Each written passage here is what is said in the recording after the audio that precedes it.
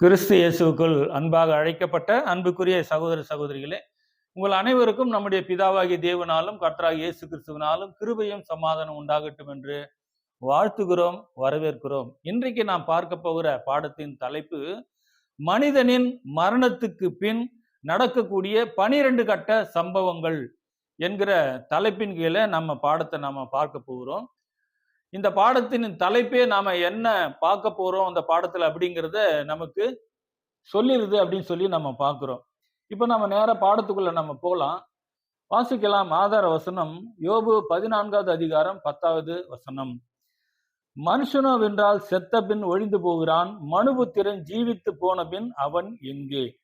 இந்த வசனம் கூட பாத்தீங்கன்னா மனுஷன் மரித்த பின்பு எங்கே போகிறான், என்ன நடக்குது அப்படிங்கிற மாதிரிதான் இந்த வசனமும் கேள்வி எழுப்புகிறது. அப்ப இந்த கேள்விக்கான பதிலை தான் நாம இந்த பாடத்துல நம்ம பார்க்க போகிறோம். அதுக்கு முன்பாக மரணம் என்றால் என்ன அப்படிங்கிறத வேத வசனத்தின் மூலமாக நம்ம அதை கூட நம்ம பார்த்துடலாம். வாசிக்கலாம். சங்கீதம் 146 4வது வசனம். அவனுடைய ஆவி பிரியும், அவன் தன் மண்ணுக்கு திரும்புவான், அந்நாளிலே அவன் யோசனைகள் அழிந்து போகும். யாக்கோபு 2ஆம் அதிகாரம் 26ஆம் வசனம் கூட நம்ம வாசிக்கலாம். அப்படியே ஆவி இல்லாத சரீரம் செத்ததா இருக்கிறது என்று சொல்லி வாசிக்கிறோம். இந்த 2 வசனங்களிலுமே உடலை விட்டு ஆவி பிரிவதை தான் இங்க மரணம் என்று வேதம் சொல்லுகிறது. அது நம்முடைய அனுபவத்திலும் கூட நமக்கு நல்லா தெரியும். அதை தான் மரணம் என்று நாம் சொல்லுகிறோம். இது முதலாவது சம்பவிக்கக்கூடியது. நாம இப்ப இந்த பாடத்துல என்னதான் பார்க்க போறோம் அப்படின்னா, மரணத்துக்கு பின் என்ன சம்பவிக்கிறது அப்படிங்கிறது தான் நாம இந்த பாடத்துக்குள்ள பார்க்க போகிறோம். அதை வாசிக்கலாம். பிரசங்கி 12வது அதிகாரம் 7ஆம் வசனத்துல, இவ்விதமாய் மண்ணானது தான் முன்னிருந்த பூமிக்கு திரும்பி ஆவி தன்னை தந்த தேவனிடத்திற்கு மறுபடியும் போகாததற்கு முன்னும் அவரை உன் வாலிப பிராயத்துல நினை என்று சொல்லுகிறது. அப்ப இந்த வசனம் சரீரமானது மண்ணுக்கு திரும்புகிறது, ஆவி தன்னை தந்த தேவனிடத்துக்கு போகுது அப்படின்னு சொல்லி இந்த வசனத்துல பாக்குறோம். இது பாத்தீங்கன்னா ஆதியில இவைகள் இரண்டுமே எங்க இருந்ததோ அங்கேயே மறுபடியும் அது திரும்புது அப்படின்னு பாக்குறோம். ஒன்று மண்ணிலிருந்து உண்டானது, அது மண்ணுக்கே திரும்புகிறது. இது மனிதன் மரித்த பின்பு சில நாள்ல இந்த சரீரமானது அழிந்து மண்ணோடு மண்ணாயிரும்.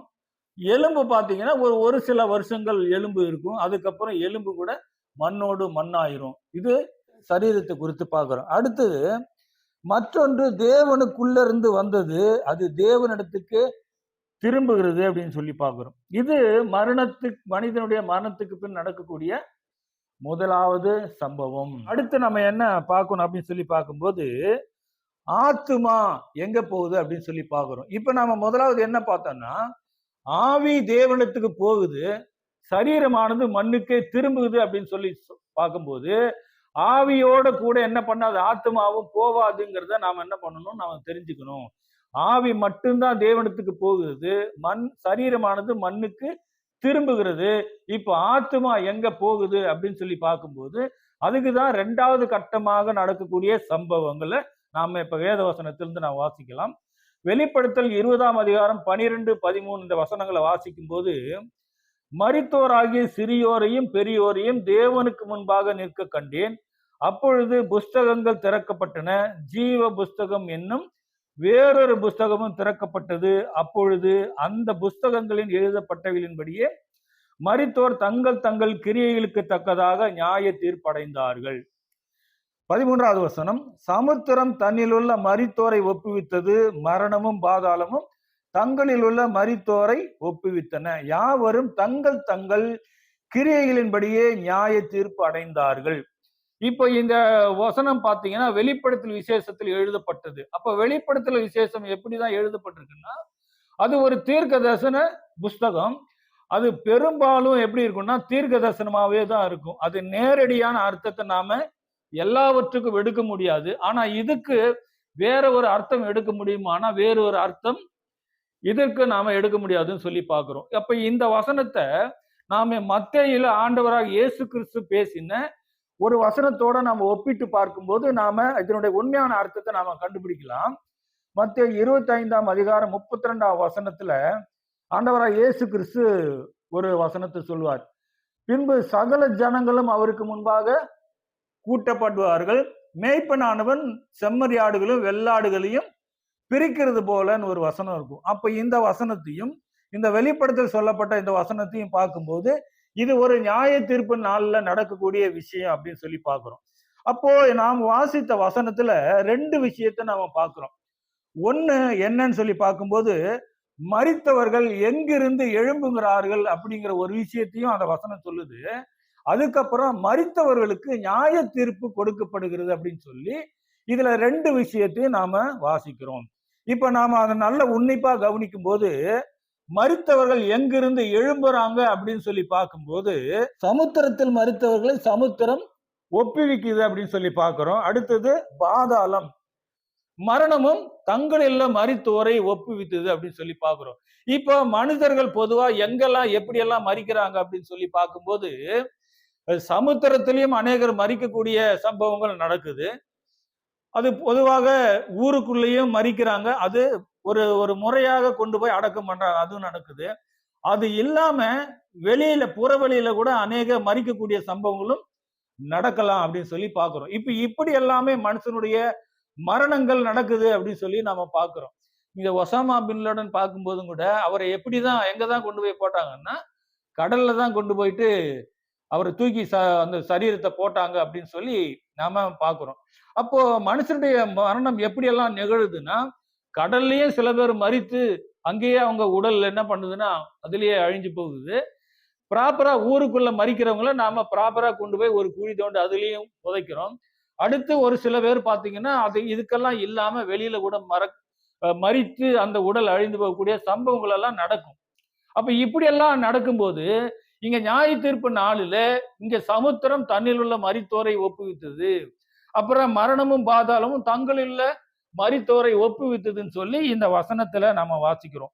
அப்ப இதுல இருந்து நாம என்ன புரிஞ்சுக்கிறோம் அப்படின்னு சொல்லி நாம பார்க்கும்போது மரித்த பின் இரண்டாவது நடக்கக்கூடியது என்ன அப்படின்னு சொன்னா எங்கே ஒருவருடைய மரணம் சம்பவிக்குதோ சம்பவித்து அந்த உடல் அடக்கம் பண்ணப்படுகிறதோ அந்த உடல் அழிந்து போகிறதோ அங்கேயே உள்ளான மனுஷன் என்று சொல்லக்கூடிய ஆத்துமாவும் அங்கேதான் இருக்கும் அப்படின்னு சொல்லி பாக்குறோம். அப்போ ஒரு குறிப்பிட்ட நாள் தான் அது அந்த இடத்துல இருந்து எழும்புகிறது அப்படிங்கிறத இந்த வசனத்தின் மூலமா பாக்குறோம். அது வரைக்கும் அந்த உடல் எங்கே மரித்து அந்த உடல் எங்கே அழிந்து போகிறதோ அங்கேயே அந்த உள்ளான மனுஷன் என்று சொல்லக்கூடிய அந்த ஆத்மா அங்கேதான் இருக்குது அப்படின்னு சொல்லி இந்த வசனங்கள் நமக்கு உறுதிப்படுத்துகிறத நாம் பார்க்கிறோம். இன்னும் ஒரு சில வசனம் கூட அதை உறுதிப்படுத்துகிறது. அதை கூட நாம் வாசிக்கலாம். யோபு 17ஆம் அதிகாரம் 16ஆம் வசனம் வாசிக்கும் போது அது பாதாளத்தின் காவலுக்குள் இறங்கும், அப்போது தூளில் ஏகமாய் இளைப்பாறுவோம் என்றான். அது பாதாளத்தின் காவலுக்குள் இறங்கும் சொன்னா எது இறங்கும்? ஆத்துமா தான் என்ன பண்ணும்? பாதாளத்தின் காவலுக்குள். ஏன்னா உயிர் என்ன பண்ணுது? உயிர் மூச்சு என்று சொல்லக்கூடிய ஆவி மரித்த உடனே தேவனுக்குள்ள போயிடும். அப்ப இங்க பாதாளத்தின் காவலுக்குள்ள எது போகும்னு சொல்லும் போது ஆத்துமா தான் பாதாளத்தின் காவலுக்குள்ள போகும். இன்னொரு வசனம் கூட நாம வாசிக்கலாம். தானியேல் 12ஆவது அதிகாரம் 13ஆம் வசனம் வாசிக்கும் போது நீயோ வென்றால் முடிவு வரும் மட்டும் போயிரு, நீ இளைப்பாரி கொண்டிருந்து நாட்களின் முடிவிலே உன் சுதந்திர வீதத்துக்கு எழுந்திருப்பாய் என்றார். இந்த வசனத்தை நம்ம நல்லா கவனிக்கணும். இங்க என்ன சொல்லப்படுதுன்னு பார்க்கும்போது நீ இளைப்பாரி கொண்டிரு, நாட்களின் முடிவிலே உன்னுடைய சுதந்திர வீதத்துக்கு எழுந்திருப்பாய். உன்னுடைய சுதந்திர வீதம் சொல்லும் போது அவரை எழுப்பக்கூடிய ஒரு நாள் வரும். அந்த நாள் வரும்போது அது வரைக்கும் நீ அப்போ எழுந்திருக்கலாம் அப்படின்னு சொல்லி இங்க தூதன் சொல்லக்கூடிய விஷயத்தை இந்த வசனத்துல நான் வாசிக்கிறோம். அப்ப இந்த இடத்துல எது இளைப்பாறு கொண்டிரு அப்படின்னு சொல்லி இந்த வேத வசனத்துல வாசிக்கிறோம். யோபுலையும் வாசிக்கிறோம், தானியேலையும் வாசிக்கிறோம். அப்ப எது இங்க இளைப்பாறும் என்று சொல்லி நம்ம பார்க்கும்போது ஒரு குறிப்பிட்ட நாளில சரீரமானது அழிந்து இல்லாம போகுது. அப்ப தொடர்ந்து அவர் எழுப்புற வரைக்கும் எதுதான் இளைப்பாரி கொண்டிருக்கும் அப்படின்னு சொல்லும் போது இந்த ஆத்துமா தான் இளைப்பாரி கொண்டிருக்கும். அதுதான் தொடர்ந்து இளைப்பாறக்கூடிய தகுதியை அந்த ஆத்துமா தான் பெறுகிறது அப்படின்னு சொல்லி நம்ம பார்க்கிறோம். 1 கொரிந்தியர் 15ஆம் அதிகாரம் 44ஆம் வசனத்தை வாசிக்கும் போது அந்த வசனம் என்ன சொல்லுதுன்னா ஜென்ம சரீரமும் உண்டு, நமக்கு ஜென்ம சரீரம் உண்டு, ஆவிக்குரிய சரீரமும் உண்டு அப்படின்னு சொல்லி வேதம் சொல்லுது. அப்படின்னா நமக்கு ஜென்ம சரீரம்னா சதையும் ரத்தமும் உள்ள சரீரம் ஜென்ம சரீரம். அப்ப இந்த சரீரத்தை இயக்கக்கூடிய உள்ள இருக்கிற அந்த சக்தி தான் என்னன்னா உள்ளான மனுஷன் அப்படின்னு சொல்லி நாம ஏற்கனவே நம்ம கடந்த முறை ஆன்மா என்கிற ஆத்மா அந்த பாடத்துல இந்த ஆத்மாவை குறித்து ரொம்ப தெளிவாக நம்ம பார்த்துருக்கிறோம். அதை பார்க்காதவங்க நீங்க அதை பார்த்துட்டு இதை பார்க்கும்போது உங்களுக்கு ரொம்ப பிரயோஜனமா இருக்கும்.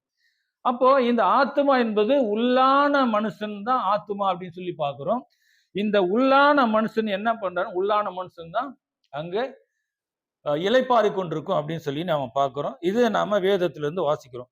அப்ப இங்க சிங்காசனத்துக்கு முன்பாக எழுந்து நிக்கிறாங்க, சிறியோரும் பெரியோரும் எழுந்து நிக்கிறாங்கன்னா எப்படி எழுந்து நிக்கிறாங்க? வேத வசனம் என்ன சொல்லுதுன்னா, மாம்சமும் ரத்தமும் தேவனுடைய ராஜ்யத்தை சுதந்திரிக்காது அப்படின்னா, இந்த ரத்தமும் சதையோட அங்க போய் நிக்க முடியாது. அப்ப எதுதான் அங்க போய் நிக்குன்னு சொல்லும் போது அந்த ஆவிக்குரிய சரீரம் என்று சொன்ன வேதத்தில் சொல்லப்பட்ட அந்த சரீரம் தான் அங்க போய் நிற்கக்கூடிய தகுதியை பெற்றது. அதுதான் உள்ளான மனுஷன் ஆத்துமா அப்படின்னு சொல்லி பார்க்கிறோம். அப்போ மரித்த பின் இரண்டாவது நடக்கக்கூடிய சம்பவம் என்னன்னு சொல்லி நம்ம பார்க்கும்போது, எங்க ஒருவர் மரித்து உடல் அழிந்து போகிறதோ அங்கேயே அந்த உள்ளான மனுஷன் என்று சொல்லக்கூடிய ஆத்துமா இளைப்பாரி கொண்டும் நியாய தீர்ப்புக்காக நித்திரை நிலையில் காத்து கொண்டும் இருக்கும் அப்படின்னு சொல்லி நாம பார்க்கிறோம். இது இரண்டாவதாக சம்பவிக்க கூடிய விஷயங்கள். அப்ப மூன்றாவதாக என்ன சம்பவிக்குது மனுஷனுடைய மரணத்துக்கு பின்னு சொல்லி பார்க்கும்போது, மூன்றாவதாக சபையின் உயிர்த்தெழுதல் நடக்குது. அதை வாசிக்கலாம். 1 கொரிந்தியர் 15ஆம் அதிகாரம் 23ஆம் வசனம் வாசிக்கும் போது, அவனவன் தன் தன் வரிசையிலே உயிர்ப்பிக்கப்படுவான். முதற் பலனானவர் கிறிஸ்து, பின்பு அவர் வருகையில் அவருடையவர்கள் உயிர்ப்பிக்கப்படுவார்கள். இன்னும் 2 வசனம் கூட நம்ம வாசிக்கலாம்.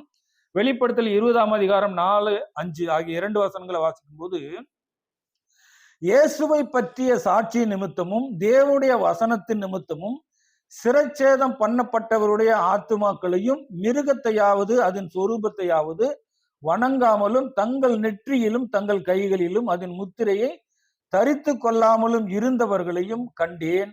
அவர்கள் உயிர்த்து கிறிஸ்துவுடனே கூட 1000 வருஷம் அரசாண்டார்கள்.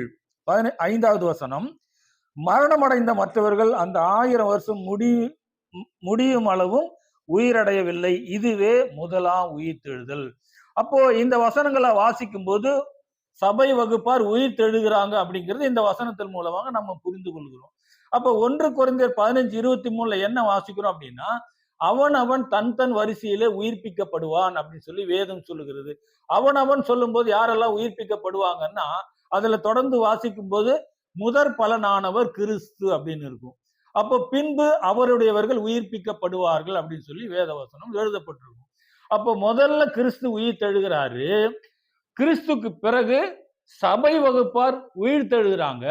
அப்படி சபை வகுப்பார் உயிர் தெழும் போது திரள் கூட்டம் என்று சொல்லக்கூடிய ஒரு வகுப்பார் இருக்கிறாங்க, அவங்களும் உயிர் தெழுறாங்க அப்படின்னு சொல்லி நாம பாக்குறோம். முதல்ல உயிர் தெழுதல் இல்ல, சபை வகுப்பாரும் உயிர் தெழுகிறாங்க.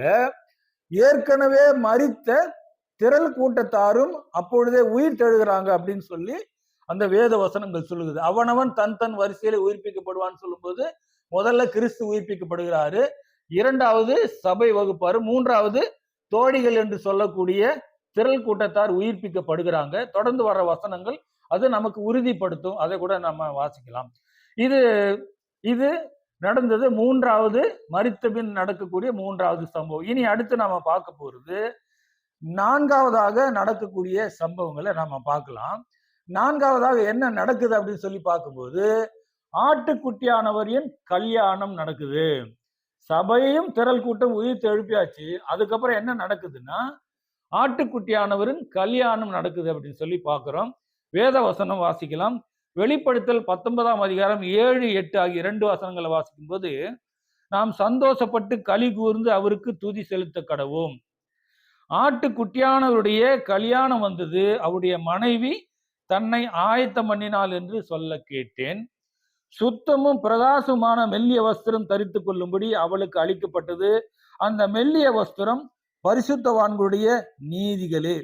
அப்ப இங்க ஆட்டுக்குட்டியானுடைய கல்யாணம் என்று சொல்லும் போது, கல்யாணம் சொன்ன நாம எப்படி புரிஞ்சுக்கலாம் அப்படின்னா, இது கிறிஸ்துவும் சபை வகுப்பாரும் இணைந்து தேவனுடைய திட்டத்தை செயல்படுத்தக்கூடிய ஒரு ஒப்பந்தம். அது மட்டுமல்ல, சபை வகுப்பார் ஆசீர்வாதத்துக்குள்ளும் அதிகாரத்தை பெற்றுக்கொள்வதற்கும் கடந்து போகக்கூடிய அந்த ஒரு நிகழ்வை தான் இந்த இடத்துல கல்யாணம் என்று வேதம் சொல்லுகிறதுங்கிறத நாம தெளிவா முதல்ல நம்ம புரிஞ்சுக்கணும். அப்ப இந்த கல்யாணத்துல பாத்தீங்கன்னா, இப்போ நம்ம கல்யாணம் சொன்னாலே இப்ப விருந்துக்கு அழைக்கப்பட்டவர்களும் இருப்பாங்க. அங்க மணப்பெண் மணமகன் மாத்திரம் இருக்க மாட்டாங்க. அவங்க வீட்டார் மாத்திரம் இல்ல, நாம உலகத்தின் பிரகாரம் அநேகரை விருந்துக்கும் அழைக்கிறோம் இல்லையா? அதே போல அந்த கல்யாணத்துல விருந்துக்கு அழைக்கப்பட்டவர்கள் இருக்கிறாங்க அப்படின்னு சொல்லி தொடர்ந்து வரக்கூடிய வசனங்கள் உறுதிப்படுத்துகிறது. அது நம்ம அதை பார்க்க முடியும்.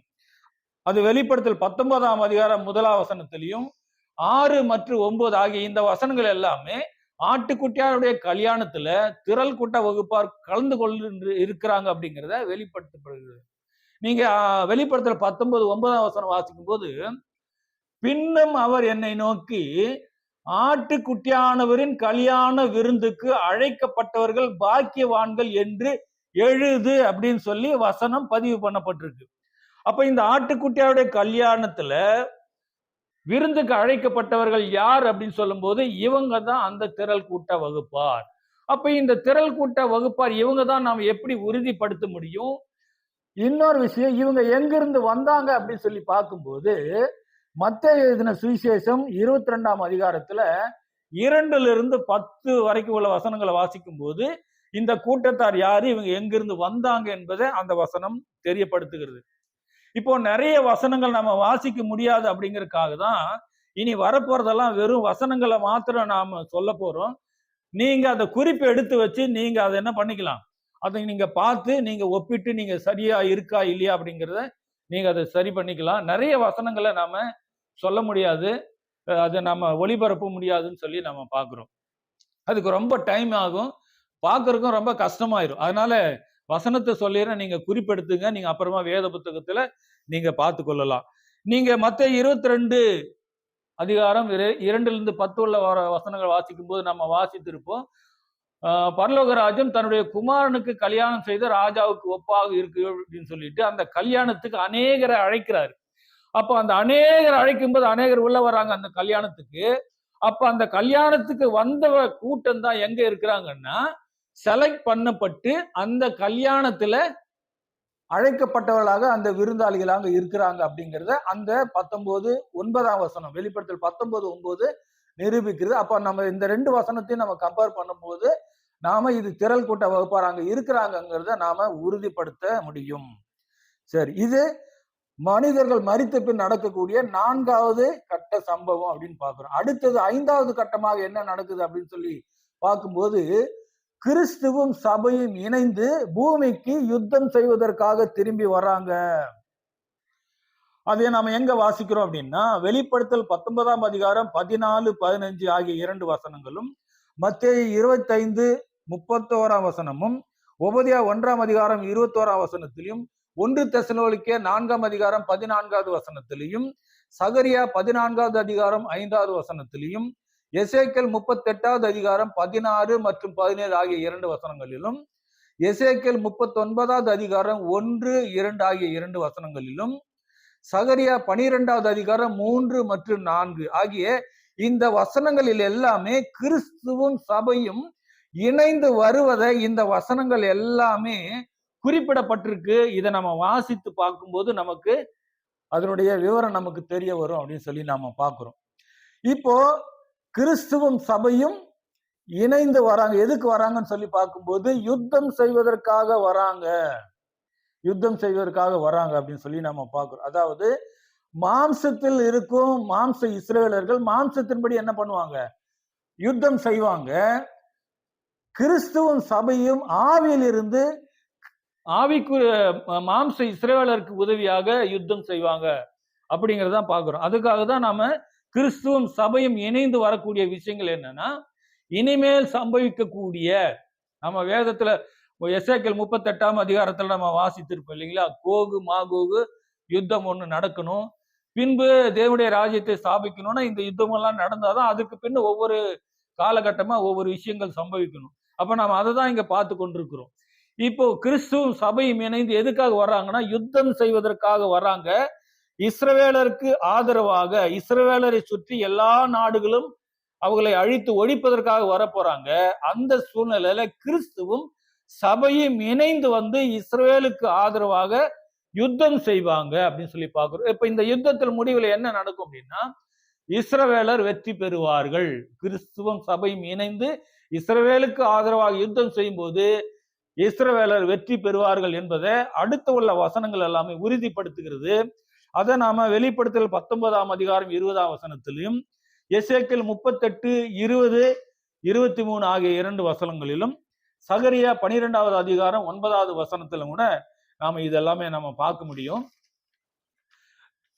இது 5வதாக நடக்கக்கூடிய சம்பவங்கள். 6வதாக என்ன நடக்குது அப்படின்னு சொல்லி நம்ம பார்க்கும்போது, யுத்தத்தின் முடிவில் ஒரு உயிர்த்தெழுதல் நடக்குது. யுத்தத்தின் முடிவில் ஒரு உயிர்த்தெழுதல் நடக்குது. அப்ப இது எங்க வாசிக்கிறோம் அப்படின்னு சொல்லி பார்க்கும்போது, 1 தெசலோனிக்கேயர் 4ஆம் அதிகாரம் 17ஆம் வசனத்திலும், 1 கொரிந்தியர் 15ஆம் அதிகாரம் 51ஆம் வசனத்திலும் கூட நம்ம வாசித்திருப்போம். அதுல நாம என்ன வாசித்திருப்போம்னா, கிறிஸ்துவானவர் ஆரவாரத்தோடும் எக்கால சத்தத்தோடு வானத்திலிருந்து இறங்கி வருவார், பின்பு உயிரோடு இருக்கிற நாமும் அவருக்கு எதிர்கொண்டு போவோம் அப்படின்னு சொல்லி வசனங்கள் நம்ம வாசித்திருப்போம். அப்ப இந்த இடத்துல நாம நல்லா கவனிக்கணும். இப்ப இதுதான் முதலாவது உயிர்த்தெழுதல் அப்படின்னு சொல்லி பார்க்கும்போது, இது முதலாவது உயிர்த்தெழுதல் அல்ல. இதுக்கு முன்னாடியே உயிர்த்தெழுதல் நடந்து விட்டது. அவர் யுத்தம் செய்வதற்கு தான் வராரு அப்படிங்கிறத நம்ம வேதத்திலிருந்து வாசிக்க முடியும். நாம அதை வாசிக்கலாம். 1 தெசலோனிக்கேயர் 4ஆம் அதிகாரம் 14ஆம் வசனம் வாசிக்கும் போது என்ன சொல்லுதுன்னா, இவைகளுக்கு பின்பு 1 தெசலோனிக்கேயர் 4ஆம் அதிகாரம் 14ஆவது வசனம், இயேசுவானவர் மரித்து பின்பு உயிர்த்தார் என்று விசுவாசிக்கிறோமே, அப்படியே இயேசுவுக்குள் நித்திரை அடைந்தவர்களையும் தேவன் அவரோடு கூட கொண்டு வருவார் அப்படின்னு சொல்லி 14ஆவது வசனம் சொல்லுது. அடுத்து 16ஆவது வசனம் வாசிக்கும் போது, ஏனெனில் கர்த்தர் தாமே ஆரவாரத்தோடும் பிரதான தூதனுடைய சத்தத்தோடும் தேவ எக்காலத்தோடும் வானத்திலிருந்து இறங்கி வருவார், அப்பொழுது கிறிஸ்துவுக்குள் மரித்தவர்கள் முதலாவது எழுந்திருப்பார்கள் அப்படின்னு சொல்லி இந்த வசனம் சொல்லுது. இப்போ நாம இங்க என்ன நல்லா கவனிக்கணும் அப்படின்னா, 16ஆம் வசனம் என்ன சொல்லுது அப்படின்னு சொல்லி பார்க்கும்போது, தேவ எக்காலத்தோடு வானத்திலிருந்து இறங்கி வருவார், அப்பொழுது கிறிஸ்துவுக்குள் மரித்தவர்கள் முதலாவது எழுந்திருப்பார்கள் அப்படின்னு சொல்லி 16ஆம் வசனம் சொல்லுது. ஆனா 14ஆவது வசனம் என்ன சொல்லுதுன்னா, இயேசுவுக்குள் நித்திரை அடைந்தவர்களையும் தேவன் அவரோடு கூட கொண்டு வருவார் அப்படின்னு சொல்லப்பட்டிருக்கு. அப்போ இயேசுக்குள் நித்திரை அடைந்தவர்களை அவரோடு கூட கொண்டு வரணும்னா எப்படி கொண்டு வர முடியும்? உயிர் தெழுந்தாதானே அவரோடு கூட கொண்டு வர முடியும். இவங்க உயிர் தெழணும், அதுக்கப்புறம் ஆட்டுக்குட்டியானுடைய கல்யாணம் நடக்கணும்.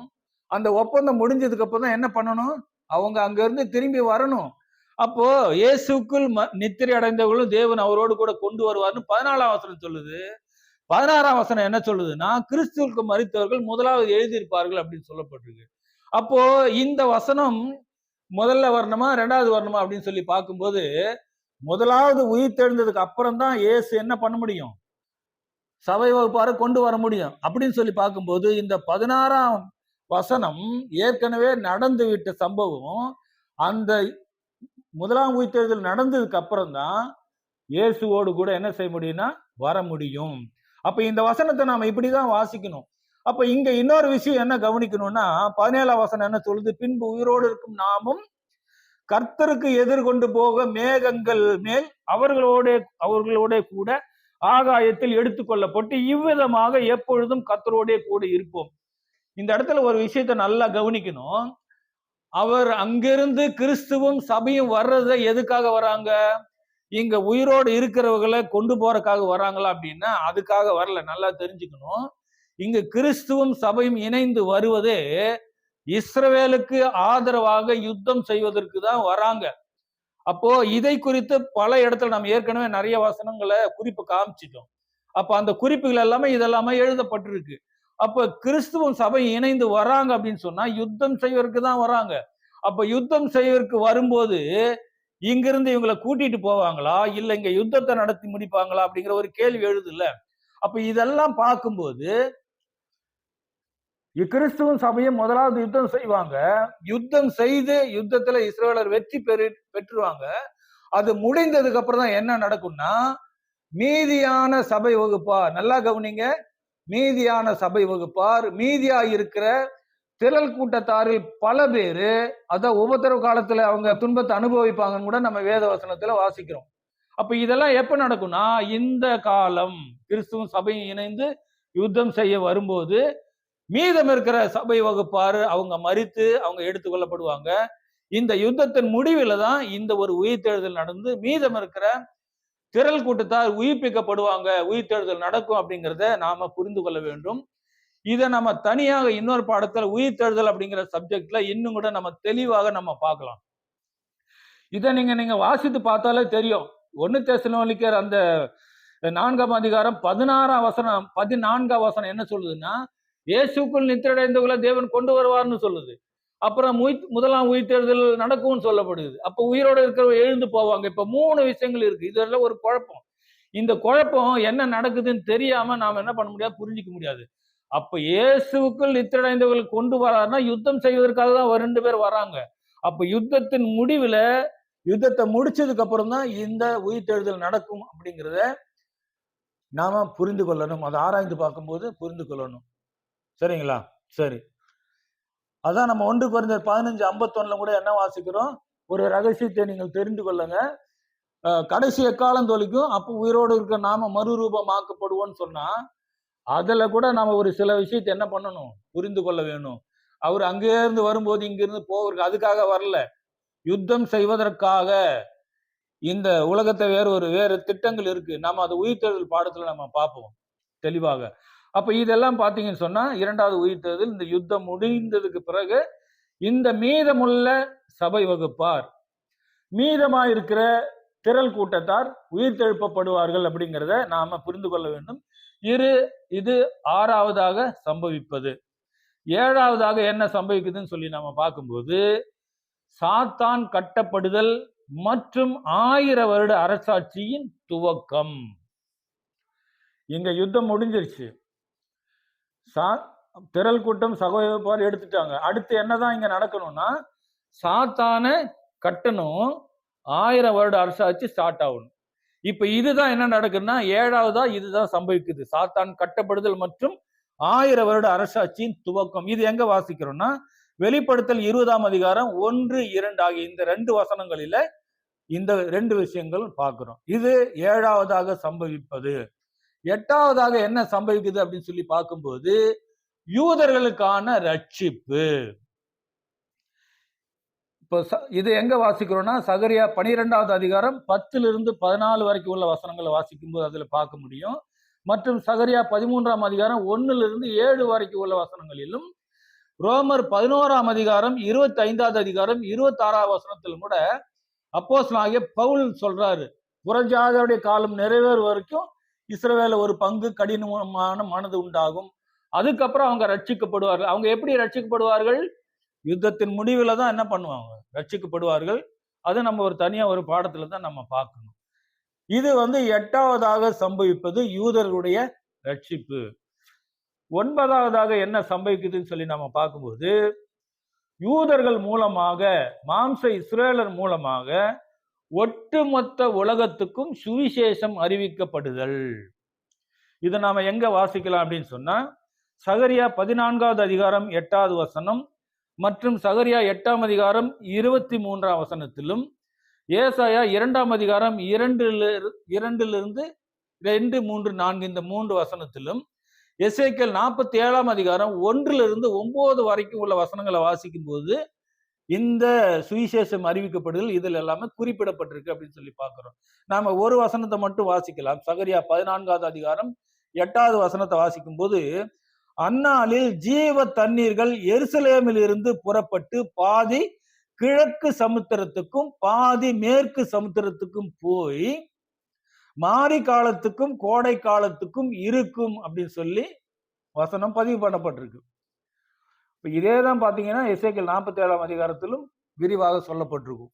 அப்ப இங்க ஜீவ தண்ணீர்கள் எருசலேமிலிருந்து புறப்பட்டு போகும் அப்படின்னு சொல்லும் போது, இப்ப ஜீவ தண்ணீர் என்பது எதை அடையாளப்படுத்துது நமக்கு நல்லாவே தெரியும். நம்முடைய ஆண்டவராகிய இயேசு கிறிஸ்து சமாரியா ஸ்திரீ கிட்ட பேசும்போது அங்க சொல்றாரு, தாகத்துக்கு சொல்லி அங்க கேட்கும்போது அவங்களுக்கு 2 பேருக்கு உரையாடல் நடக்குது. அப்ப ஆண்டவராகிய இயேசு கிறிஸ்து என்ன சொல்றாரு, நான் கொடுக்கிற தண்ணீரை கொடுக்கிறவனுக்கு ஒரு காலும் தாகம் உண்டாது, அது அவனுக்குள் சதா காலமாக ஊறுகிற நீரூற்றா இருக்கும் அப்படின்னு சொல்லி தன்னுடைய ஜீவ தண்ணீரை கொடுத்து சொல்றாரு. அப்ப இங்க ஜீவ தண்ணீர் என்பது ஆண்டவராகிய இயேசு கிறிஸ்துடைய வசனங்கள், வார்த்தைகள். இந்த வசனங்கள், வார்த்தைகள் எங்க இருந்து போகும்னா இஸ்ரேலிலிருந்து என்ன செய்யும், அவங்க யூதர்கள் மூலமாக சுவிசேஷம் உலகம் எங்கும் சொல்லப்படும். ஏன்னா சுவிசேஷ யுகத்துல சபை எடுத்து கொள்ளப்பட்டாச்சு. அதுக்கப்புறம் தான் இந்த சம்பவங்கள்லாம் நடக்குதுன்னு பார்க்கிறோம். அப்ப மீதம் இருக்கிறவர்களுக்கு யூதர்கள் மூலமாக சுவிசேஷம் அறிவிக்கப்படும்ங்கிறத இந்த வசனங்கள் எல்லாமே எழுதி வச்சிருக்கு. நம்ம ஏற்கனவே வாசித்திருப்போம். அதை வாசித்து பார்த்தா நமக்கு தெரியும். இது 9வதாக சம்பவிக்குது. 10வதாக என்ன சம்பவிக்குதுன்னு சொல்லி பார்க்கும்போது, இப்ப சுவிசேஷம் அறிவிக்கிறாங்க. இந்த சுவிசேஷம் அறிவிக்கிறதுக்கு முன்னாடி என்ன பண்ணியாச்சுன்னா சாத்தான் கட்டப்பட்டாச்சு. அதுக்கப்புறம் என்ன ஆகும், அதுக்கப்புறம் 1000 வருஷம் இவங்க என்ன பண்ணணும், கால இடைவெளி. இந்த 1000 வருஷத்துல சுவிசேஷம் அறிவிக்கிறாங்க. இந்த 1000 வருஷத்துல அநேக விஷயங்கள் நடக்கும். ஏற்கனவே யுத்தம் என்ன ஆயிடுச்சுன்னா நடந்து முடிஞ்சிச்சு. இதுலதான் பார்க்கும்போது இந்த யுத்தத்தின் முடிவுல தான் வசனம் என்ன சொல்லுதுன்னா, அந்நாளில் 10 மனுஷர் என்ன பண்ணுவாங்க, ஒரு யூதருடைய வஸ்திரத்தை பிடிச்சிட்டு தேவன் உங்களோடு கூட இருக்கிறார் அப்படின்னு சொல்லி அவங்க பின்னாடி போவாங்க அப்படின்னு சொல்வதெல்லாமே இந்த காலகட்டத்துல தான் நடக்கும் அப்படின்னு சொல்லி நாம் பார்க்கிறோம். அப்போ இங்க 10வதா என்ன சம்பவிக்குதுன்னா 1000 வருட அரசாட்சி முடிஞ்சிருது. இந்த 1000 வருட அரசாட்சி முடிவில் என்ன சம்பவிக்கும் அப்படின்னு சொன்னா சாத்தான் கட்டவிழ்க்கப்படுதல். 1000 வருட அரசாட்சி முடிவில் சாத்தான் கட்டவிழ்க்கப்படுறாரு, தேவன் கட்டவிழ்க்கிறாரு. அந்த கட்டவிழ்த்த பிற்பாடு என்ன செய்யறாங்கன்னா, சுவிசேஷம் அறிவித்த ஜனங்கள் எப்படி இருக்கிறாங்க அப்படின்ட்டு அவங்களுக்கு ஒரு ஜட்ஜ்மெண்ட் மாதிரி என்ன செய்யறாரு, சாத்தான் கட்டவிழ்க்கும் போது தேவனுடைய பக்கம் நிக்கிறாங்களா சாத்தான் பக்கம் நிக்கிறாங்களா அப்படின்னு பார்க்கும்போது அந்த இடத்துல வசனம் என்ன சொல்லுதுன்னா, அங்கேயும் ஒரு திரளான கூட்டத்தாரு சாத்தான் பக்கம் போனாங்க அப்படின்னு சொல்லி வசனம் மென்ஷன் பண்ணப்பட்டிருக்கு. அப்ப அந்த இடத்துல ஒரு யுத்தம் நடக்குது. 1000 வருட அரசாட்சி முடியுது, சாத்தான் விடுதலை ஆகுறான். இது எங்க வாசிக்கிறோம்னா வெளிப்படுத்தல் 20ஆம் அதிகாரம் 7 - 10 வரைக்கும் உள்ள வசனங்கள்ல சாத்தான் விடுதலையாக்கல் படுதல் இருக்கு. அப்ப அந்த இடத்துல ஒரு யுத்தம் நடக்குது. அப்ப இந்த யுத்தம் பாத்தீங்கன்னா மறுபடியும் மாம்ச இஸ்ரவேலர் இந்த துப்பாக்கிலையும் பீரங்கிலையும் பிளைட்ல போய் குண்டு போட்ட மாதிரி போடுவாங்களான்னா அந்த மாதிரி யுத்தம் எல்லாம் அப்ப நடக்காது. அப்ப தேவனே அந்த யுத்தத்தை நடத்தி தேவனே அந்த யுத்தத்தை முடிச்சு வைக்கிறார். எப்படின்னா வானத்திலிருந்து அக்னி இறங்கி என்ன பண்ணுச்சுன்னா அநேகரை பட்சித்து போட்டது அப்படின்னு சொல்லப்பட்டிருக்கு. அதுக்கப்புறம் என்ன இருக்காதுன்னு சொன்னா இவங்க மாம்சத்தின்படி யுத்தம் செய்ய வேண்டி இருக்காது, தேவன் அந்த யுத்தத்தை முடிச்சு வைப்பார் அப்படின்னு சொல்லி இது 10வதாக நடக்கக்கூடிய சம்பவத்தை நாம் வாசிக்கிறோம். இது வெளிப்படுத்தல் 20ஆம் அதிகாரம் 7 - 10 வரைக்கும் உள்ள வசனங்களை வாசிக்கும் போது நாம் அதை தெரிந்து கொள்ள முடியும். இப்ப 11வதாக என்ன சம்பவிக்குது அப்படின்னு சொல்லி பார்க்கும்போது சாத்தானையும் அவனுடைய கூட்டத்தாரையும் அவனுடைய கூட்டத்தார் அதாவது மிருகம், பிசாசு, மிருகம், கள்ளருக்கு தீர்க்கதரிசி என்ன செய்யறாருன்னா அவனை பிடித்து அக்னியும் கந்தகம் எறிகிற கடல்ல தள்ளப்படுவான், அவர்கள் சதா காலங்களும் அங்க வாதிக்கப்படுவார்கள் சொல்லி வசனம் எழுதப்பட்டிருக்கு. நம்ம வாசிக்கலாம். வெளிப்படுத்தல் 20:10. மேலும் அவர்களை மோசம் போக்கின பிசாசானவன் மிருகமும் கள்ள தீர்க்கதரிசியும் இருக்கிற இடமாகிய அக்னியும் கந்தகமான கடலிலே தள்ளப்பட்டான். அவர்கள் இரவும் பகலும் சதா காலங்களிலும் வாதிக்கப்படுவார்கள். இப்ப இந்த 1000 வருட அரசாட்சியின் முடிவுல சாத்தான தேவன் என்ன செய்யறாரு அப்படின்னா அக்னி கடலிலே அங்க தள்ளுறாரு. அப்ப சாத்தான் சதா காலங்களும் அங்க வாதிக்கப்படுவான்னு சொல்லி வசனம் இருக்கு. அப்ப இந்த இடத்துல இந்த அக்னி கடல்ல தள்ளப்பட்டது மனுஷர்களுக்கும் இதுக்கும் சம்பந்தமே இல்லை. அப்ப இந்த இடத்துல யாரு தள்ளுறாருன்னா நீங்க மத்தேயுல வாசிக்கும் போதும் கூட பிசாசுக்காகவும் அவனுடைய தூதருக்காகவும் ஆயத்தப்படுத்தப்பட்டிருக்கிற நித்திய அக்னியிலே போங்கள் அப்படின்னு சொல்லி அந்த இடத்துல ஜட்ஜ்மெண்ட் கொடுத்திருப்பார். இங்கேயும் அதே தான் சொல்லப்பட்டிருக்கு. பிசாசானவன் என்ன செய்யறாருன்னா அக்னி கடலை தள்ளுறாரு, அவங்க சதா காலங்களும் வாதிக்கப்படுவார்கள் சொல்லி வசனம் சொல்லப்பட்டிருக்கு. இது யாருக்குன்னா இது முழுக்க முழுக்க சாத்தானுக்கும் அவனுடைய கூட்டத்தாருக்குமே உரியது. இதுல எந்த மனுஷருக்கும் சம்பந்தம் இல்லைங்கிறத நாம புரிஞ்சு கொள்ள வேண்டும். அவர்களெல்லாம் பாதிக்கப்படுவதில்லை, சாத்தானுக்கும் அவனுடைய கூட்டத்தாருக்கும் கொடுக்கப்படுகிற அது தண்டனை அப்படின்னு பார்க்கணும். இது 11ஆவதாக சம்பவிக்கிறது. 12ஆவதாக என்ன சம்பவிக்குதுன்னு பார்க்கும்போது, புதிய எருசலேம் பரலோகத்தை விட்டு தேவனிடத்திலிருந்து இறங்கி வரக்கூடிய சம்பவம் தான் 12ஆவதாக நடக்கக்கூடிய சம்பவம். அதை வாசிக்கலாம். வெளிப்படுத்தல் 21ஆம் அதிகாரம் 2வது வசனம் வாசிக்கும் போது, யோவான் ஆகிய நான் புதிய எருசலேம் ஆகிய பரிசுத்த நகரத்தை தேவனிடத்திலிருந்து பரலோகத்தை விட்டு இறங்கி வர கண்டேன். அது தன் புருஷனுக்காக அலங்கரிக்கப்பட்ட மணவாட்டியை போல ஆயத்தமாக்கப்பட்டிருந்தது. இப்போ என்ன நடக்குதுன்னா, புதிய எருசலேம் என்ன ஆகுதுன்னா, பரலோகத்தை விட்டு தேவனிடத்திலிருந்து பூமிக்கு இறங்கி வருகிறது. எங்க இறங்கி வரும்? எருசலேமுக்கு இறங்கி வருகிறது. புதிய எருசலேம் இறங்கி வருதுன்னு சொல்லி பார்க்கிறோம். இது தேவனுடைய ராஜ்யம் பூமியில் ஸ்தாபிக்கப்படுவதை அடையாளப்படுத்துது. 1000 வருடங்கிறது ஏற்கனவே சாத்தான் கட்டப்பட்டு சுவிசேஷம் அறிவிக்கப்பட்டு சாத்தான அக்னி கடல்ல தள்ளுறாரு. அதோட 1000 வருஷம் முடிஞ்சிருச்சு. இது முடிஞ்சதுக்கு அப்புறம் என்ன ஆகுதுன்னா, பரலோகத்திலிருந்து புதிய எருசலேம் பரிசுத்த நகரம் தேவனிடத்திலிருந்து இறங்கி பூமிக்கு வருகிறது. இது எதை அடையாளப்படுத்துன்னு சொல்லி பார்க்கும்போது, தேவனுடைய ராஜ்யம் பூமியில் ஸ்தாபிக்கப்படுவதை இது அடையாளப்படுத்துகிறது. இதற்காகத்தான் ஆண்டவராகிய இயேசு கிறிஸ்து என்ன பண்ணாரு? அங்கிருந்து அடிமையின் ரூபம் எடுத்து வந்தாரு. 3 வருஷம் ஊழியம் செய்தாரு. முடிவிலே ரத்தம் சிந்தி மரித்து அவர் உயிர்த்தெழுந்து போனார். இதற்காக தான் சபைகள் உருவாக்கப்பட்டது. 2000 வருடம் இதற்காக தான் தயார்படுத்திக் கொண்டு இருக்கிறது. சபை வகுப்பாரும் இதற்காக தான் தங்களை தயார்படுத்திக் கொண்டிருக்கிறாங்க அப்படின்னு சொல்லி பார்க்கிறோம். இப்ப என்ன ஆச்சுன்னு சொன்னா, இது எல்லாமே முடிந்த பிறகு தேவனுடைய ராஜ்யம் பூமியிலே ஸ்தாபிக்கப்படுகிறது அப்படின்னு சொல்லி பார்க்கிறோம். அதுதான் இங்க புதிய எருசலேம் பரிசுத்த நகரம் தேவனிடத்திலிருந்து பரலோகத்தை விட்டு இறங்கி வருது அப்படின்னு சொல்லும் போது, தேவனுடைய ராஜ்யம் பூமியில ஸ்தாபிக்கப்படுவதை இது அடையாளப்படுத்துகிறது அப்படின்னு சொல்லி நாம புரிந்து கொள்ள வேண்டும். இப்போ இந்த கண்டிஷன்ல, இந்த காலகட்டத்துல தான் இன்னொரு உயிர்த்தெழுதல் நடக்குது. அது யார் உயிர்த்தெழுறாங்கன்னா, முற்பிதாக்களும் உலக ஜனங்களும் உயிர்த்தெழும்புறாங்கன்னு பாக்குறோம். இது யார் உயிர்த்தெழுறாங்கன்னா, ஆதாம் முதல் மற்றவர்கள் மரித்தவர்கள் அத்தனை பேர் என்ன செய்யறாங்கன்னா உயிர்த்தெழுப்பப்படுகிறாங்க. இது எங்க வாசிக்கிறோம்னா, வெளிப்படுத்தல் 20ஆம் அதிகாரம் 5ஆம் வசனத்துல வாசிக்கிறோம். மரணம் அடைந்த மற்றவர்கள் அந்த 1000 வருஷம் முடியும் அளவும் உயிரடையவில்லை, இதுவே முதலாம் உயிர்த்தெழுதல் அப்படின்னு சொல்லி வாசிக்கிறோம். இந்த இடத்துல ஒரு விஷயத்தை நம்ம நல்லா கவனிக்கணும். என்ன கவனிக்கணும்னா, இந்த வசனம் போலியான வசனம். இந்த வசனம் உண்மையாகவே வேதத்தில் இல்லை, இந்த வசனத்தை சேர்க்கப்பட்டிருக்கு அப்படின்னு சொல்லி சில பேர் சொல்லிட்டு இருக்கிறாங்க. இந்த வசனம் உண்மையான வசனம் இல்லை அப்படின்றாங்க. ஆனா எதை வச்சு சொல்றாங்கன்னு தெரியல, என்ன ஆதாரம் இருக்குன்னு சொல்ல. ஆனா அநேக பைபிள்ல இந்த வசனம் இருக்கு. இந்த வசனத்தை சரியா நம்ம ஆராய்ந்து பார்க்காம இந்த சம்பவங்கள் எல்லாம் எப்படி நடக்குதுன்னு தெரியாதவங்க என்ன சொல்லுவாங்க, இந்த வசனம் இல்லைன்னு சொல்ல முடியும். ஆனா இந்த வசனம் இருக்குதுங்கிறது நாம பார்த்து வந்த இந்த காரியங்கள் எல்லாமே, ஒவ்வொரு சம்பவங்களுமே இது உண்மையான வசனம் தான், இது போலியான வசனம் இல்லை என்பதை நிரூபிக்குதுன்னு சொல்லி நாம பார்க்கிறோம். அப்போ இந்த இடத்துல வெளிப்படுத்தல் 25ல மரணம் அடைந்த மற்றவர்கள் அந்த 1000 வருஷம் முடியும் அளவும் உயிரடையவில்லை, இதுவே முதலாம் உயிர்த்தெழுதல் அப்படின்னு சொல்லி போட்டிருக்கு. அப்போ இங்க இந்த வசனம் என்ன சொல்லுதுன்னா, 1000 வருஷம் முடிஞ்சதுக்கு அப்பதான் மற்றவர்கள் எல்லாம் உயிர்த்தெழுப்பப்படுவார்கள் அப்படின்னு சொல்லி இந்த வசனம் சொல்லுது. அப்போ இதனுடைய அடிப்படையில பார்க்கும்போது 1000 வருஷம் முடிந்து விட்டது, புதிய எருசலேம் பரலோகத்தை விட்டு பூமிக்கு வந்தாச்சு, தேவனுடைய ராஜ்யம் ஸ்டார்ட் ஆயிடுச்சு.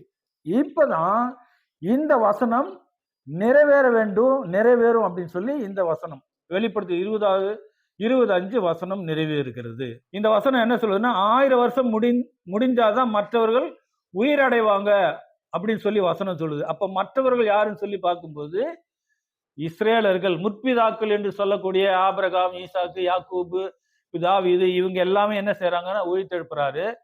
அது மட்டும் இல்ல, ஆதாமிலிருந்து ஆதாம், ஏவாள், ஆபேல், காயின், இவங்க எல்லாமே என்ன செய்யறாரு, தேவன் உயிர்த்தெழுப்புறாரு அப்படின்னு சொல்லி பாக்குறோம். அநேகருக்கு என்ன கேள்வி எழுப்புன்னா, சத்தியத்தை தெரிஞ்சவர்களுக்கு தெரியும், உயிர்த்தெழுதல் தெரியும். ஆனா இந்த சத்தியமெல்லாம் தெரியாத அநேகர் இருக்கிறாங்க. அநேகருக்கு இப்படி போன்ற சத்தியம் இருக்குதா அப்படின்னு தெரியாது. அவங்களுக்கு எல்லாமே இது என்ன ஒரு புதுசா இருக்குது, இது என்ன ஒரு வியப்பா இருக்கே அப்படின்னு சொல்லி அவங்களுக்கு எல்லாமே தோணும். ஆனா வேதத்தை படிச்சு பார்க்கும்போது வேதத்தில் உள்ள விஷயத்தை தான் நம்ம என்ன சொல்றோம், எடுத்து சொல்றோம்னு பாக்குறோம். அப்ப இந்த உயிர்த்தெழுதல் எல்லாம் எப்படி நடக்குது? அவங்க எல்லாம் கிறிஸ்துவை ஏற்றுக்கொள்ளவே இல்லையே, அநேகர் கிறிஸ்துவை ஏற்றுக்கொள்ளலையே. அப்ப நாம சுவிசேஷம் சிலர் அறிவிக்கும் போது எப்படி அறிவிப்பாங்க? தேவன் தம்முடைய ஒரே பேரான குமாரனை விசுவாசிக்கிறன் எவனோ அவன் கெட்டு போகாமல் நித்திய ஜீவன் அடையும்படிக்கு அவரை தந்துருளி இவ்வளவாய் உலகத்தில் அன்பு கூர்ந்தான்னு சொல்லி வசனம் இருக்கு.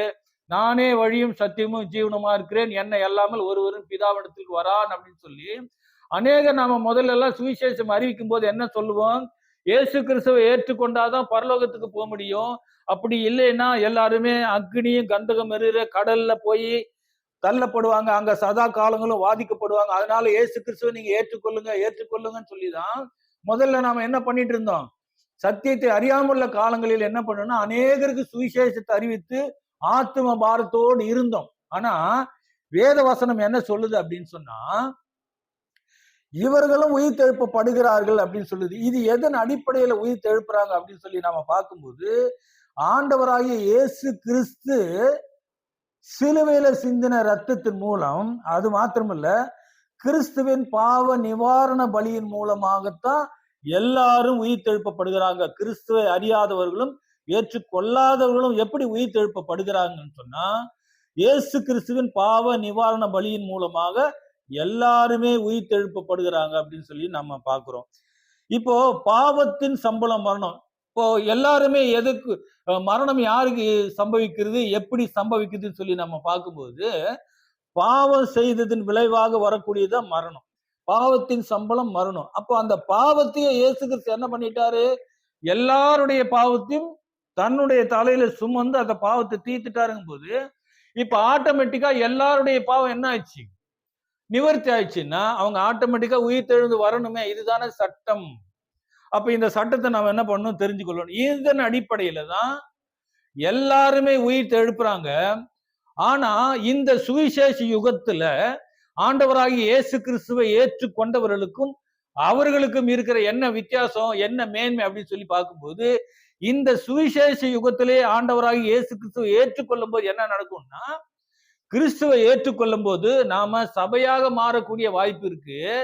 சதா காலங்களும் சாவாம நிலவிக்கு போய் பரலோகத்துல எப்பொழுதுமே அவரோடு கூட அங்க இருக்க முடியும். சபை வகுப்பார், அதுக்கப்புறம் திரள் கூட்டம் என்று சொல்லக்கூடியவங்க பரலோகத்தில் இருக்க முடியும்.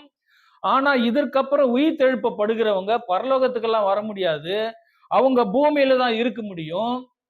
அப்ப பூமியில இருந்தாலும் கூட அவங்களுக்கு மறுபடியும் என்ன இருக்குன்னா, தங்களுடைய சிந்தை என்ன பண்ணணும்? அவர்களுக்கு இயேசு கிறிஸ்துவை அறிவிக்கும் போது அவங்க ஏற்றுக்கொண்டார்கள் சொன்னா அவர்கள் தொடர்ந்து இந்த பூமியிலே ஜீவிக்க முடியும். அப்படி இல்லைன்னா அவர்களுக்கும் என்ன இருக்குன்னா, அவர்களுக்கு ஒரு மரணம் சம்பவிக்கும். அப்போ இந்த சுவிசேஷ யுகத்துல கிறிஸ்துவை ஏற்றுக்கொள்வதனால் என்ன பெனிஃபிட்னா, சபைங்கிற வாய்ப்பை நம்ம அடையலாம். அது மேலான ஒரு விஷயம். அதன் மூலமாக இந்த உலகத்தை ஆளுகை செய்யக்கூடிய பாக்கியம் அந்த பரலோகத்துக்கு போறவங்களுக்கு தான் இருக்குது. அதுக்கடுத்து திரள் கூட்டம் என்று சொல்லக்கூடிய இரண்டாவது வகுப்பாருக்கு தான் இருக்குது. அப்ப இதுலயே சபை என்று அழைக்கக்கூடிய ஒரு வகுப்பாருக்கும் திரள் கூட்டம் என்று சொல்லக்கூடிய வகுப்பாருக்குமே 2 பேருக்குமே வித்தியாசங்கள் இருக்கு. பதவிகளும் அவர்களுக்குடைய ஆசீர்வாதங்களும் வித்தியாசம் இருக்குன்னு வேதம் சொல்லுகிறது. அதையும் நாம தெரிஞ்சு கொள்ளணும். அப்ப எதின் அடிப்படையில உயிர் தெழுப்பப்படுகிறாங்க? பாவத்தின் சம்பளம் மரணம். அந்த அந்த பாவத்தையே இயேசு கிறிஸ்து சுமந்துட்டாருன்னு சொல்லும்போது எல்லாரும் விடுதலையாக்கப்படுகிறார்கள். அதன் மூலமாக அவங்க உயிர் தெழுப்பப்படுகிறாங்க. இப்ப இதுக்கு வேத வசனம் எல்லாமே நிறைய சப்போர்ட் பண்ணுதுன்னு பாக்குறோம். இப்ப லூக்கா 2ஆம் அதிகாரம் 10ஆம் வசனத்தில் ஆண்டவராய் இயேசு கிறிஸ்து முதலாவது அவருடைய பிறப்பின் நற்செய்தியை தேவதூதர்கள் எப்படி அறிவிக்கிறாங்கன்னு சொல்லி பார்க்கும்போது, தேவதூதன் அவர்களை நோக்கி, பயப்படாதிருங்கள், இதோ எல்லா ஜனத்துக்கும் மிகுந்த சந்தோஷத்தை உண்டாக்கும் நற்செய்தியை உங்களுக்கு அறிவிக்கிறேன் என்றார். அப்ப என்ன நற்செய்தி? எல்லா ஜனத்துக்கும் மிகுந்த சந்தோஷத்தை உண்டாக்கும் நற்செய்தி. என்ன சந்தோஷம்? பாவத்திலிருந்து அவங்களை என்ன பண்ண விடுதலை ஆக்கி இந்த உயிர் தெழுதலுக்குள்ள அவங்களை கொண்டு போகணும், நித்திய ஜீவனை அவங்களுக்கு கொடுக்கணும் அப்படிங்கிறது தான் எல்லாருக்கும் கிடைக்கக்கூடிய பாக்கியம். அதுதான் சந்தோஷம் அப்படின்னு சொல்லி நாம பார்க்கிறோம். அடுத்து யோவான் எழுதின சுவிசேஷம் 1ஆம் அதிகாரம் 29ஆம் வசனத்துக்குள்ள யோவாஸ்நானன் சொல்லக்கூடிய வசனம் வாசிக்கலாம். மறுநாளிலே யோவான் இயேசுவை தம்மிடத்தில் வரக்கண்டு, இதோ உலகத்தின் பாவத்தை சுமந்து தீர்க்கிற தேவ ஆட்டுக்குட்டி. அப்ப உலகத்தின் பாவத்தை என்ன பண்ணிட்டாரு?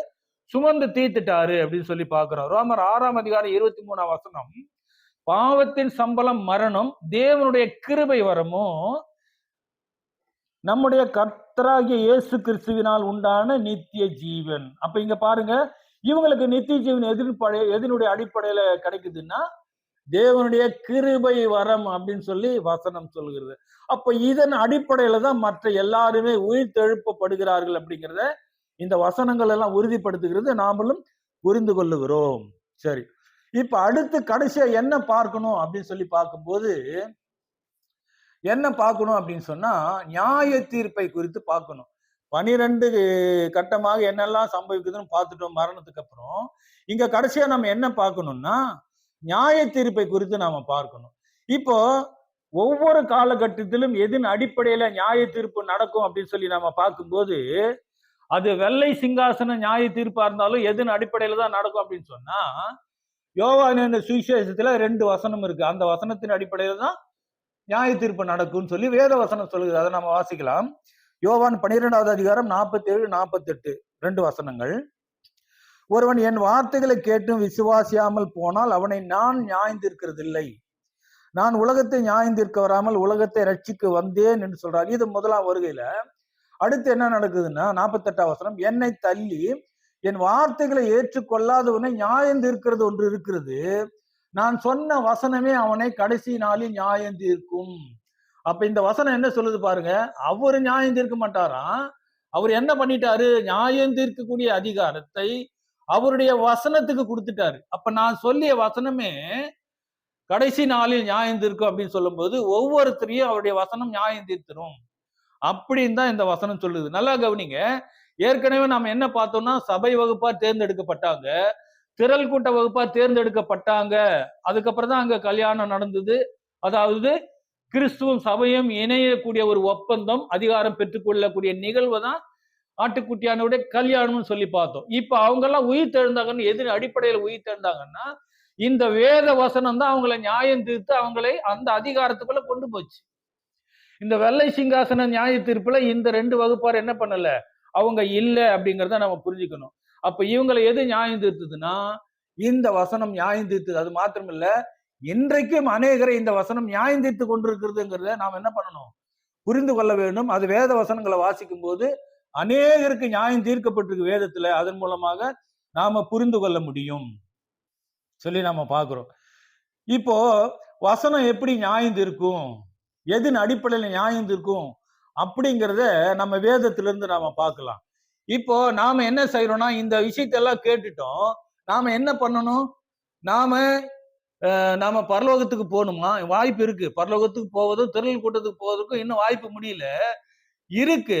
அதுக்கப்புறம் வேற ஒரு கண்டிஷனுக்கு போவதும் நாம பார்த்துட்டோம். அப்போ இப்ப நாம எதுக்கு உஷாராகணும்னா, இப்ப எதன் அடிப்படையில நமக்கு பரலோகம் போகக்கூடிய வாய்ப்பு, எதன் அடிப்படையில நாம பூமிக்குள்ளேயே இருக்கிற வாய்ப்பு, எதன் அடிப்படையில நாம எழுந்திருக்காம அயர்ந்த நித்திரையில தூங்குனது மாதிரியே இருக்க போகிறோம்.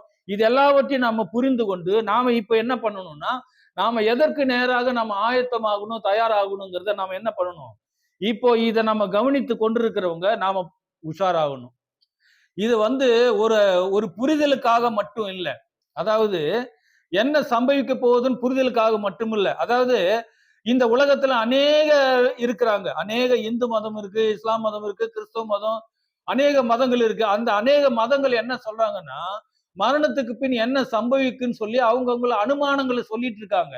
ஆனா நமக்கு ரொம்பவும் திட்டவும் தெளிவுமாக எழுதி கொடுக்கப்பட்டிருக்கு.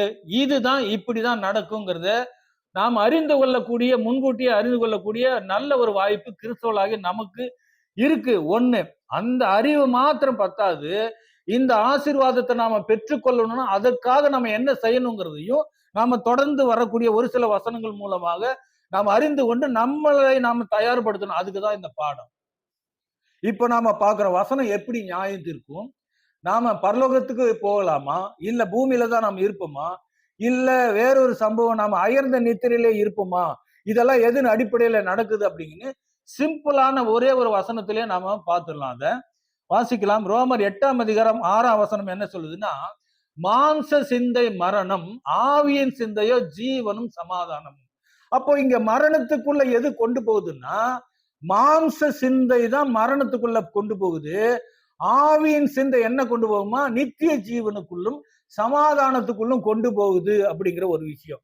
அப்போ இந்த வசனம் என்ன பண்ணும், நம்மளை நியாயம் தீர்க்கும். நம்முடைய ஓட்டத்தின் முடிவிலே, நம்முடைய மரித்ததுக்கு அப்புறம் இந்த வசனமே நியாயம் தீர்த்துடும். நாம எங்க போகணுங்கிறத அதுவே செலக்ட் பண்ணி அனுப்பிடும். அப்ப இங்க மாம்ச சிந்தை மரணம், ஆவியின் சிந்தையோ ஜீவனும் சமாதானம்னா, அப்ப மாம்ச சிந்தையின்படியே நாம செய்து கொண்டிருந்தோம்னா என்ன ஆகும், அது மரணத்துக்கு நேராக கொண்டு போகும். அப்ப ஆவியின் சிந்தையின்படி நம்ம நடந்து கொண்டிருந்தோம்னா அது நித்திய ஜீவனுக்கு நேராகவும், அது ஒரு சமாதானத்துக்குள்ள நம்ம வழிநடத்தும். அதுதான் சுருக்கமாக ஒரே வரியில நாம, ஒரே வசனத்துல நம்ம தெரிந்து கொள்ள வேண்டிய விஷயம். இப்ப இங்க மாம்ச சிந்தை என்பது எதை அடையாளப்படுத்துது அப்படின்னா, மாம்ச சிந்தை என்பது சாத்தானுடைய குணலட்சணம். அப்ப ஆவியின் சிந்தை என்பது கிறிஸ்துவின் குணலட்சணம். இது தேவனுடைய குணலட்சணம் கூட சொல்லலாம்.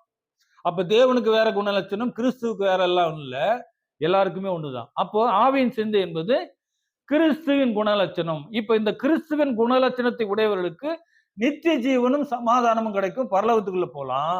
இப்ப மாம்ச சிந்தை உள்ளவர்களுக்கு என்ன ஆகும்னா, அது அந்த ஆசீர்வாதத்துக்குள்ளே கொண்டு போவாது. சாத்தானுக்கு என்ன சம்பவமோ அதுதான் சாத்தானுடைய சிந்தை உள்ளவர்களுக்கும் நடக்குங்கிறத நாம புரிந்து கொள்ளணும். அப்போ மாம்ச சிந்தை என்பது சாத்தானுடைய குணலட்சணம், ஆவியின் சிந்தை என்பது தேவனுடைய கிறிஸ்துவனுடைய குணலட்சணம் அப்படிங்கிறத நாம புரிஞ்சு கொள்ளணும். இப்போ சாத்தானுடைய குணலட்சணத்தை உடையவர்களாக இருந்தா, அந்த சிந்தையோடு மரித்தா பரலோகத்துல கொண்டு போய் சேர்க்க முடியுமா? அப்ப பரலோகம் பரிசுத்தமா இருக்குமா? நாம ஏற்கனவே பார்த்தோம், ஆன்மா எங்க ஆத்மா பாடத்துல நம்ம பார்த்துட்டோம். அதாவது பரலோகம் என்பது தெளிந்த நீரோடை. அப்போ அந்த நீரோடையில இந்த சாத்தானுடைய குணதிசயம் இருக்கிற சாக்கடை தண்ணி என்ன பண்ண முடியாது, அதுல கலக்க முடியாது அப்படின்னு பாக்குறோம். இது எளிமையா நம்ம புரிஞ்சுக்கொள்ள. அப்போ பரலோகம் என்பது பரிசுத்தமான இடம். அந்த இடத்துல சாத்தானுடைய குணாதிசயம் இருக்கவங்க அங்க போக முடியுமா, அங்க அலோவ் பண்ணுவாங்களான்னா நிச்சயமா அலோவ் பண்ண மாட்டாங்க அப்படின்னு சொல்லி பாக்குறோம். ஆவி போயிருது, ஆவிக்கு எந்த விதமான சம்பந்தம் கிடையாது. அதுக்கு நன்மை தீமை பகுத்தறியக்கூடிய எந்த விஷயத்தையும் தேவன் கொடுக்கல. அதனால எல்லாருடைய ஆவியும் அங்கதான் தேவன்கிட்ட போயிருது, உடனே போயிடும். அந்த ஆத்மா போவாது. ஆத்மா நம்ம என்ன பார்த்தோம், ஆத்மா கடைசியா தான் போகும் அப்படின்னு சொல்லி நம்ம பார்க்கிறோம். அப்போ இங்க அங்க போவாது. அப்போ பரலோகத்துக்கு நேராக அந்த சாத்தானுடைய குணாதிசயத்தில் இருக்குங்களை கொண்டு போக முடியாது. பூமியில என்ன இப்ப ஸ்டார்ட் ஆயிடுச்சுன்னா, தேவனுடைய ராஜ்யம் பூமியில ஸ்டார்ட் ஆயிடுச்சு. எப்ப பார்த்தோம், அது 12வது கட்டமாக என்ன பார்த்தோம், பூமியிலே தேவனுடைய ராஜ்யம் ஆரம்பிச்சாச்சு, உயிர் தேடுறாங்கன்னு பாக்குறோம். அப்ப இந்த இடத்துல பூமியை என்ன பண்ணிட்டாருன்னா பரதீசாக மாத்திட்டாரு. ஏதேன் தோட்டமா மாத்திட்டது பிற்பாடு இந்த இடத்துல சாத்தானுடைய குணதசத்தை உடையவர்கள் இங்க இருக்க முடியுமானா இங்கேயும் இருக்க முடியாது. அப்ப பரலோகத்திலும் அவங்க இருக்க முடியாது, பூமியிலையும் இந்த ஏதேன் தோட்டமா மாற்றப்பட்ட இந்த பூமியிலும் இருக்க முடியாதுன்னு சொல்லும் போது நாமளே முடிவு பண்ணிக்கலாம் இவங்களுக்கு எந்த ஸ்டேஜ் கொடுக்கலாம். இவங்க சாத்தானுடைய குணலட்சத்தின்படி நடக்கிற சாத்தானுடைய வகுப்பார், சாத்தானுடைய கூட்டம். இப்ப சாத்தானுக்கு என்ன நடக்குமோ சம்பவிக்குமோ அதுதான் அந்த குணாதிசயத்தை உடையவர்களுக்கும் சம்பவிக்கும் என்று வேதம் சொல்லுகிறது. நம்ம நல்லா புரிஞ்சுக்கணும். கிறிஸ்துவின் குணலட்சத்தை உடையவர்களுக்கு நித்திய ஜீவன் என்கிற நிரந்தரமான வாழ்க்கை அளிக்கிறாரு. சாத்தானுடைய குணலட்சத்தை உடையவர்களுக்கு நிரந்தரமான நித்திரையை கொடுத்துறாரு. நிரந்தரமான நித்திரைய நல்லா கவனிங்க. நாம அயர்ந்து தூங்கிட்டோம்னு வச்சுங்க, அயர்ந்து தூங்கும் போது நாம உயிரோடு இருக்கிறோமா இல்ல மறிச்சிட்டோமாங்கிற எந்த ஒரு சம்பவமே தெரியும், எதுவுமே இருக்காது, எழுந்தாதான் தெரியும். அதே போல இவங்களுக்கு என்ன சம்பவிக்கும், சாத்தானுடைய குணலட்சத்தை உடையவர்களுக்கு நித்திய நித்திரை தான், ஆக்கினைன்னு சொல்லப்படுது. அப்ப இங்க நெருப்புல போட்டு வாட்டுக்கிற விஷயம் எல்லாம் இல்ல, நித்திய நித்திரைங்கிற ஒரு அயர்ந்த நித்திரைக்குள்ள போவாங்க. அது என்னது, அது இருந்தாலும் ஒண்ணு இல்லைனாலும் ஒண்ணு, அது அழிவுக்கு சமானம் தான் அது. அப்ப அதுக்குள்ளதான் போவாங்க. சாத்தானுடைய குணதேசத்தை உடையவங்க, கிறிஸ்துவின் குணாதேசத்தை உடையவங்க என்ன பண்ணுவாங்க, நித்திய ஜீவனை சுதந்திரித்துக் கொள்வாங்க, நிரந்தரமான வாழ்க்கையை அவர்கள் அனுபவிப்பார்கள். இதுதான் நியாய தீர்ப்புல சம்பவிக்க கூடியது அப்படின்னு சொல்லி நாம பார்த்தோம். அப்போ நாம இது வரைக்கும் நாம என்ன பார்த்தோம்னா, மனுஷனுடைய மரணத்துக்கு பின்பாக, அதாவது நம்முடைய மரணத்துக்கு முன்பாக என்ன நடக்குது அப்படிங்கிறத ஒரு 12 கட்டமாக நடக்கக்கூடிய விஷயங்களை தான் நம்ம என்ன பண்ணிட்டோம், சம்பவமாக நம்ம பார்த்துட்டோம். இது நம்முடைய ஒரு நாலேஜுக்காக மட்டும் இல்லை, நாம இதன் மூலமாக நாம எப்படி பரலோகத்தை சுதந்திரிக்கணும் அப்படிங்கிறத இதன் மூலமாக நாம தெரிந்து கொண்டு இனிமேலாவது என்ன செய்யணும்னா, இதற்கேற்ற ஒரு ப்ராசஸுக்குள்ள, ஒரு பயிற்சிக்குள்ள, ஒரு முயற்சிக்குள்ள நாம கடந்து சென்று நாம எல்லோருமே, வசனம் என்ன சொல்லுதுன்னா, துன்மார்க்கன் மரிப்பது எவ்வளவு பேரும் பிரியமில்லை கர்த்தருக்கு. யாருமே மரிப்பது கர்த்தருக்கு பிரியமில்லை. அப்ப நாம என்ன செய்யணும்னா, நித்திய ஜீவன் என்று சொல்லக்கூடிய அந்த நித்திய ஜீவனை நாம சுதந்திரித்துக் கொள்ளணும். அது மட்டுமில்ல, இந்த பூமியில வாழும்போது நல்ல ஒரு சமாதானத்தையும் சந்தோஷத்தையும் ஆசீர்வாதத்தையும் நாம பெற்றுக்கொள்ளணும் அப்படின்னு சொன்னா, நாம கிறிஸ்துவின் சிந்தை உடையவர்களாக நாம என்ன பண்ணணும், இப்போ வாழ்க்கையில நாம ஜீவிக்கணும். இதே அந்த கிறிஸ்துவின் சிந்தையோட நாம் இருந்து மரித்து போகும்போது அப்படியே கடந்து நாம என்ன பண்ணிடுவோம், நாம பரலோகத்துக்கு போயிடுவோம். இதுதான் வேதம் சொல்லக்கூடிய சத்தியங்கள், இதுதான் உண்மை. இவைகள் எல்லாமே கட்டுக்கதை அல்ல அப்படின்னு பாக்குறோம். இது 100க்கு 100 உண்மை. அப்போ மரித்த பின் என்ன நடக்குது, ஆத்மா எங்க போகுது, என்ன நடக்குது என்பதெல்லாம் வேதமும் திட்டமும் தெளிவுமாக நமக்கு என்ன ஆச்சுன்னா, ஒரு பெரிய ஒரு காலகட்டத்துல நடக்கக்கூடிய விஷயத்த நம்ம எல்லாத்தையுமே தெரிஞ்சிட்டோம். ஒரு 1000 வருஷத்துக்கு மேல, ஒரு 2000 வருஷமா என்ன நடக்க போகுதுங்கிற விஷயத்த இன்னைக்கே நாம அது தெரிந்து கொண்டோம். இந்த ஒரு விஷயத்தை நாம உள்வாங்கி நாம நித்திய ஜீவனை சுதந்திரிப்பதற்கு தேவன் நமக்கு அவருடைய ஆசீர்வாதத்தை, அவருடைய ஆவியும் தந்து நம்மை வழிநடத்துவராக. பொறுமையோடு கேட்டவங்கள் அனைவரும் தேவன் தாமே ஆசீர்வதிப்பாராக. தேவனுடைய நாமம் மட்டும் மகிமைப்படுவதாக. ஆமென்.